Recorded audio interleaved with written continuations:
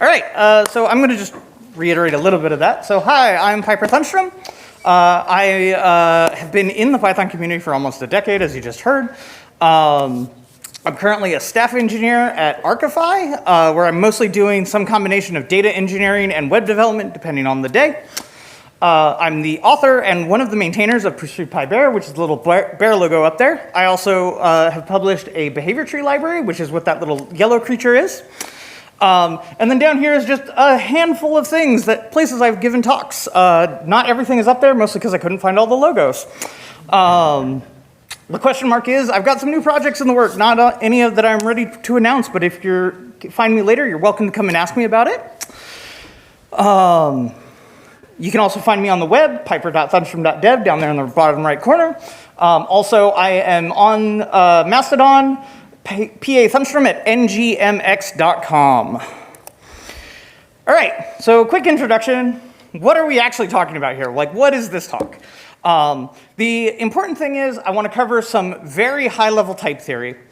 If you're hoping for like formal type proofs, I'm not the person for that. Definitely don't ask me. We're also going to cover how that interacts with the Python ecosystem. I will actually have a section specifically on duck typing and how we in Python use it. I am going to cover a little bit of type hinting. Not a lot of examples. It's just a high level, this is what the system can do and what we do with it. And last, I'm going to actually give some like, this is how I like to type my code and how I prefer to do it. Hopefully someone can take that away and improve their own work. All right. So we're going to start with actually the two major categories of type systems. If you've ever spent any time at all talking about programming languages, online for example, you've definitely heard the two categories, strongly typed languages and dynamic languages. A good reference for dynamic typing is actually JavaScript. It is the one everyone knows. It does have some primitive types, but really just about everything in JavaScript is what's called an object. Us in Python, same thing as a dictionary is what you need to know. You can actually write most things in JavaScript not thinking about its type system at all. And almost every object can participate in the various fundamental actions that the language provides you. On the strongly typed languages, perhaps you've heard of Rust. You need to declare your types in advance, and the compiler won't even let you run your code if it's not happy with how you've typed it. Your types are all very well defined, and operations on those types are all enumerated. So, I'm going to pause for a bit because I really did just oversimplify this entire process, and I want to go in a little deeper. Rust compiler actually will stop you from compiling if it's not happy with your code. But it has a couple of tools that you're allowed to go around that. It's only certain tasks you're allowed to do that with, so it isn't like a free-for-all, but you can go, hey, chill out a bit. Not all objects in JavaScript are going to just let you do whatever you want. And there's a bit here that kind of gets plastered over in these conversations. The first problem is that the two categories I just described, they're not actually talking about the same part of the type system. There are actually two categories. In a dynamically typed language is one that we don't actually need to declare our types up front. Its opposite is actually statically typed languages, which is one where you do need to declare them. JavaScript is actually a dynamically typed language. Rust, on the other hand, can actually infer types if you ask it to.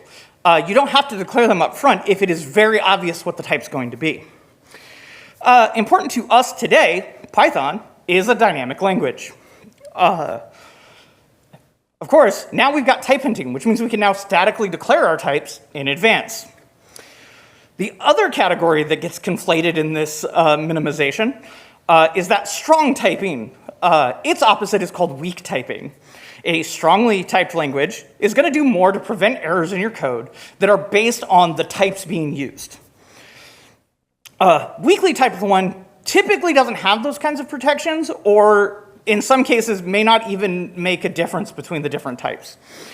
The classic example that is used, especially in the JavaScript world, is when you add a string to a number. Depending on what order the operands are in, you get a different result, and it may not be the one you want. Python's actually got many qualities that match a strongly typed language, except we also have some of the fun things that like real strong type fans will get mad at us for, like multiplying a string by an integer.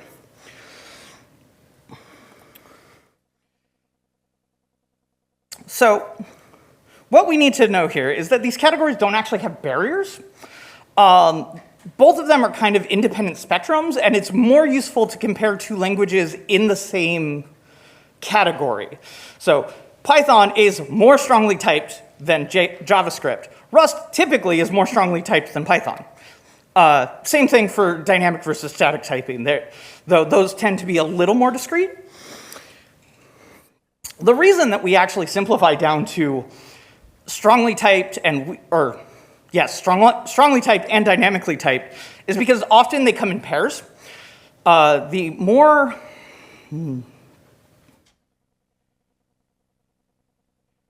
languages tend to be more weakly typed than statically typed languages. The more strongly typed a language is, the more likely it's going to be statically typed.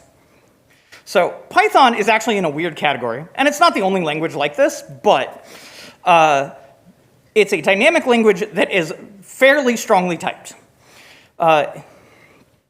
Even my joke about multiplying a string by an integer, if you use the same exact value as a float, Python won't let you do it. It actually is a type error.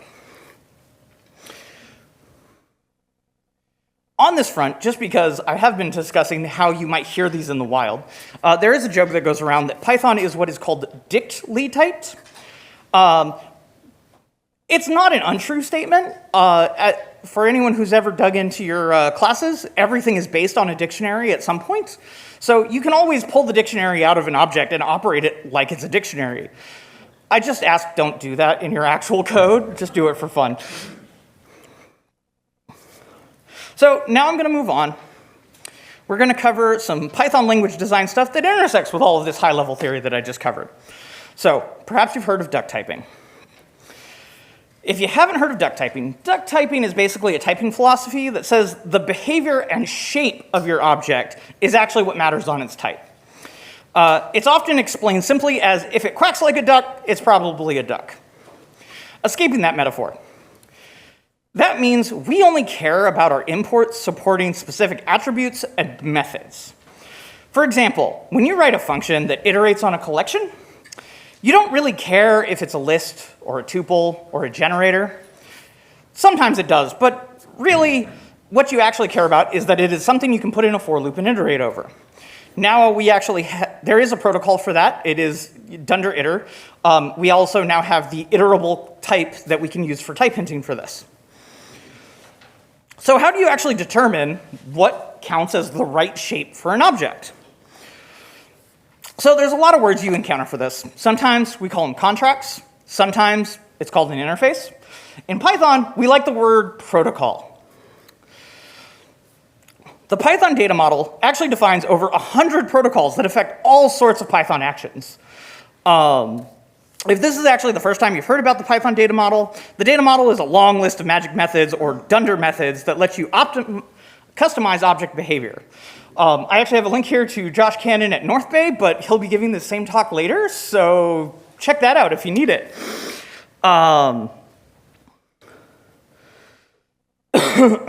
So the next step with duck typing is once you actually know what the protocol should be, we try to encourage you to act on those objects with confidence. You just treat it like what you're expecting, and if it doesn't support it, it'll throw an error, and hopefully that error is enough to tell your users what's going on. We typically refer to this we typically refer to this style of programming as it's easier to ask for forgiveness than for permission. Python exception handling is very powerful. It's also pretty much invisible once you get it working.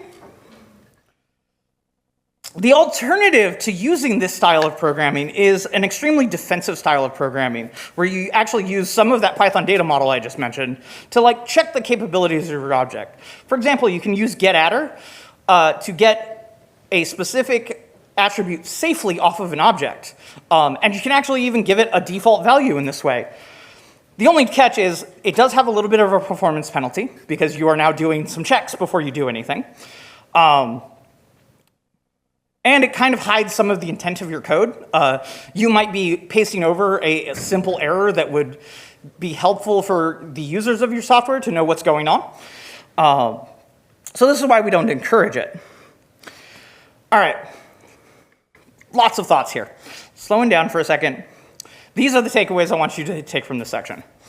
When we're acting on objects, what we actually care about is what information it has and what it can do. And then, once we've asked for a certain kind of object, we're going to just act on that with confidence. Notice I've been talking about objects. One of Python's important concepts is that objects have types, but variables don't. Variables are just tags that we attach to objects so we can access them later. So we have an understanding of what protocols are, how we want to use them, but how do we know when we're providing the right types for code we're calling? And how do our callers know what they should be giving us? Enter type hinting. Type hinting takes advantage of the annotation syntax introduced in Python 3. By including type information in the annotations, static analysis tools like MyPy or Pywrite can determine if you're passing the right objects to functions and returning the right types. Other tooling, like the IntelliSense in your IDE, can use this information to highlight potential errors. There's also an extension for Sphinx, the documentation generator, to output the annotations as part of your documentation, communicating in no uncertain terms what it is you're looking for when you call the code. All of this sounds like really useful tooling, right? But you'll notice, as you start to using type hints, they seem to live on variables. After all, most annotations come after the name, and some don't even have an associated value. Doesn't that kind of break that rule I just mentioned about variables not having a type? Not really. If you start poking various parts of Python, you'll find that the variables are still just labels for objects. The annotations get stored on the object where they're defined. Like the function for if you type hint the parameters or return type, you can use the dunder annotations on the function to find it's actually a dictionary. And then if you've defined global level variable annotations, those get stored on the module object itself. And note that I've actually referred to these tools as static analysis and not static typing. Type hints are totally optional, even today. The Python interpreters only care is that what you put in an annotation is a valid Python expression. A list is an example of a valid Python expression. But it doesn't actually do anything with this information except store it for runtime. So what is it that type hinting is bringing to all of this complicated cake of theory? Well, we now have the protocol class. A protocol is a declarative way to define a protocol, small p, that I used earlier, which is actually similar to an abstract base class, which is an older version of defining protocols. In addition, there's a bunch of protocols and ABCs in the standard library that provide ways to type hint that we need those specific functionalities. Remember, as I mentioned earlier, there's iterable. That accepts anything that looks like an iterable. If I can plug it into a for loop, it counts. All right.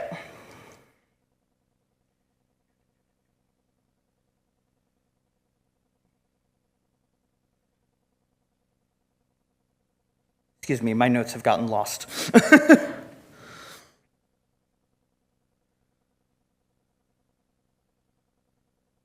Okay, so we've covered a bunch of theory very quickly here.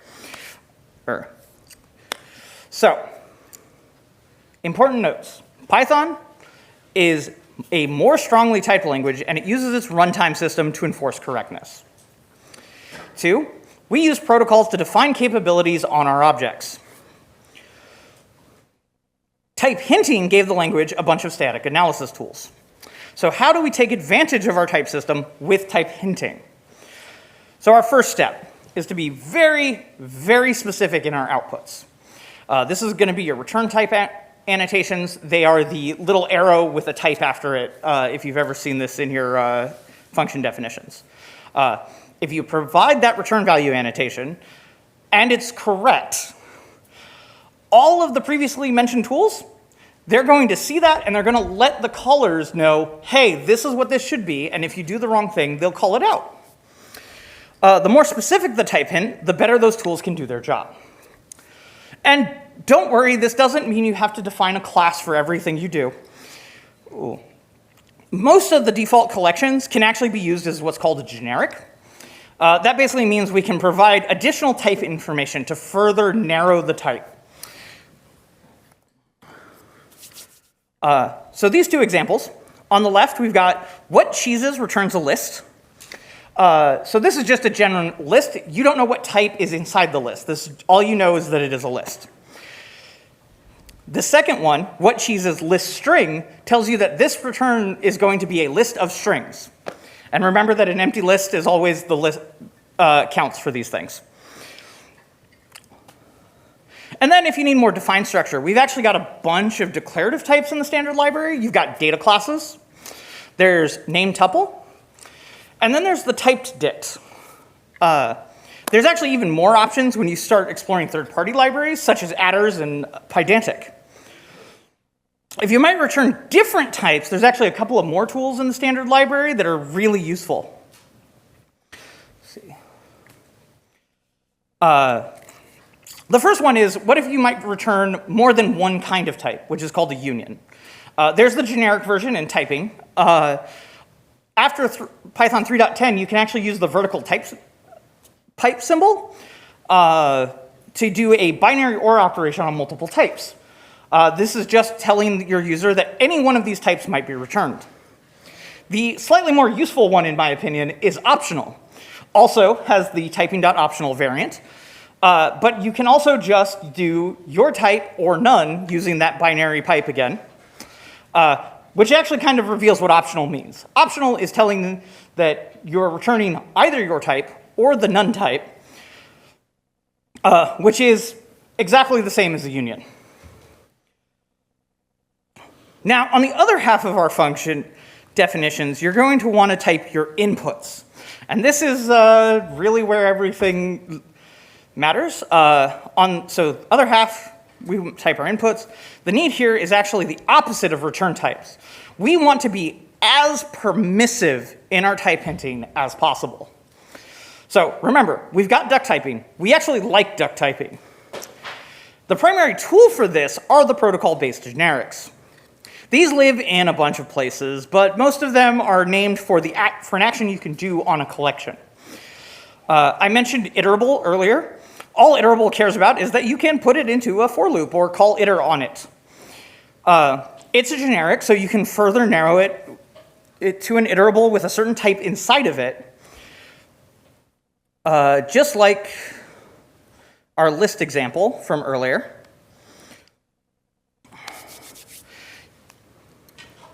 There's also the mapping type, which looks for things that act like dictionaries. And a cousin to iterable is sequence, which also expects that the object can be accessed via an index. For many use cases, these types will get you a long way. But if you need more precision, you can still go back to the tools I mentioned before. Type dict is useful for defining specific structure of dictionary for your function inputs. I also mentioned it earlier, but protocol is going to be useful. If you need your input to have a specific method on it, you can define your protocol based on that function, and typing tools will be able to check if your inputs match it. If you apply typing.runtime checkable as a decorator to your protocol, you can also use the is instance with them for runtime checks. The other tool that you might reach for is writing your own generics.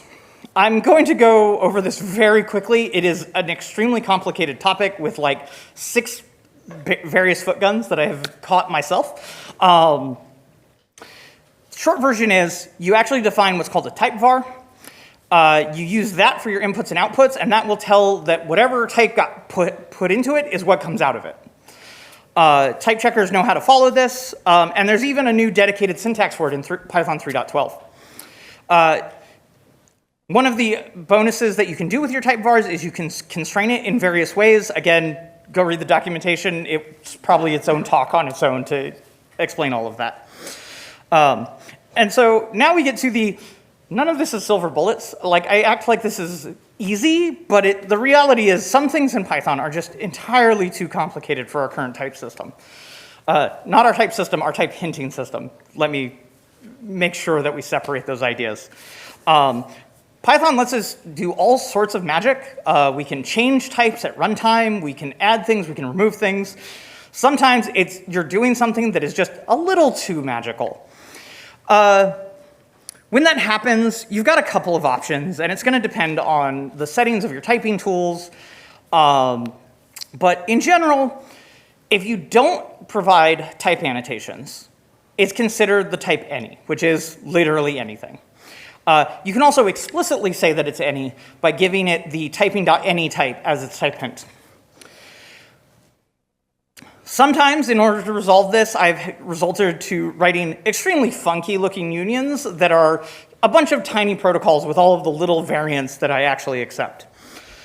And so, with all of these tools at our disposal, how much are we really supposed to be doing? As with many things in technology, it kind of depends. If you're writing one-off scripts or code for yourself, if your libraries are well typed, you're going to get the benefits of that. But you can write dozens and dozens of kinds of projects without ever looking at the type system at all. Now, as your software gets more complex, the more useful type hinting gets.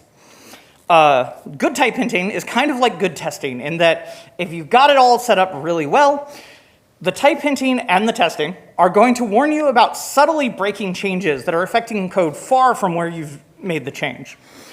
So it is kind of a do your best to make your lives easier is what I would like to impress. The most important category of things that should get type hints, though, is going to be your libraries. Either your libraries, the ones you're publishing for other people, libraries that you're using at work internally, all of these things, the more well-typed they are, the better it is for everybody. The big takeaway there is the deeper in your system you provide type hints, the more people get to benefit from it. So my actual advice is do your best when you're writing them, and you'll reap the benefits later. And I'm going to stress one more time. Sometimes things are just weird. Or if it doesn't, if it's no longer helping your development process to use the type hinting system, stop using the type hinting system. It is much more valuable to have working code than it is to spend an extra 6 hours solving one minor type. All right. So that's basically all I've got today.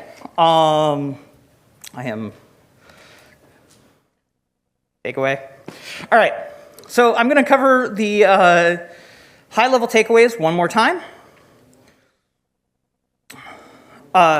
Languages categorized in two broad spectra that would be shortened to dynamic versus static and strong versus weak typing. Python falls into both the dynamic side of that one and strong of the other. We like to take advantage of protocols to allow that dynamic typing to show its true strengths. We can use type hinting to get some of the benefits of static analysis. When we're applying type hinting to our code, focus on the foundational libraries first, and if it's not helping, don't use it. So I will be around all weekend. I'll also be running sprints. So if you've got any questions, feel free to tackle me in the hallway or come chat. I'm also happy to talk about game development in Python and a couple of other topics. So yeah.